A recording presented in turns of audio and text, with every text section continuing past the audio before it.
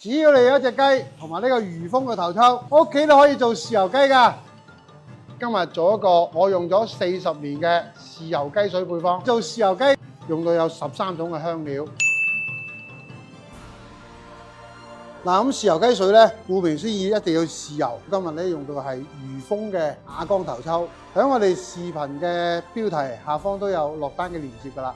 跟住落嚟咧，我哋又要攞個煲湯袋，跟住把我哋啲香料放晒入去，入好晒袋之後咧，揸住佢，入邊有啲大嚿嘅嗰啲咧，拍佢，就為咗佢更好嘅出味。嗱，我哋入好袋之後咧，放落去洗佢，咁就搞掂。而家我哋開始開火熬煲滷水，凍水落咧，等佢慢慢滾。我哋熬個香料包咧，熬到佢半個鐘度啦。加我哋嘅魚風頭抽落去。如果一般呢煲咧，大概落2支度啦。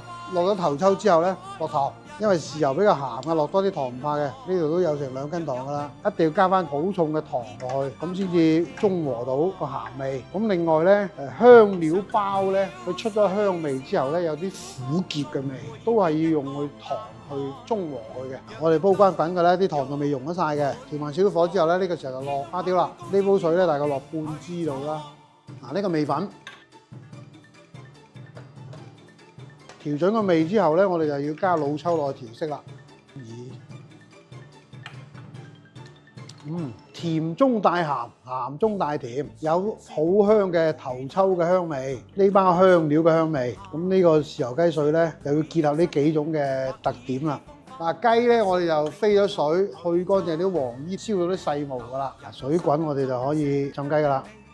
滾翻之後咧，我哋關火浸22分鐘。浸雞睇佢熟唔熟咧，都係3部曲噶啦，都係第一步就係睇個時間，第2步就睇隻腳嘅收身，一捻我就知噶啦。第3步就攞支牙籤出隻清水嚟嘅，證明隻雞熟噶啦。手起刀落啊，見刀唔見人啊！好啦，雞斬完淋翻原汁，學識呢個方法，屋企自己可以整啦。只要你有一隻雞同埋呢個魚風嘅頭抽，屋企都可以做豉油雞噶。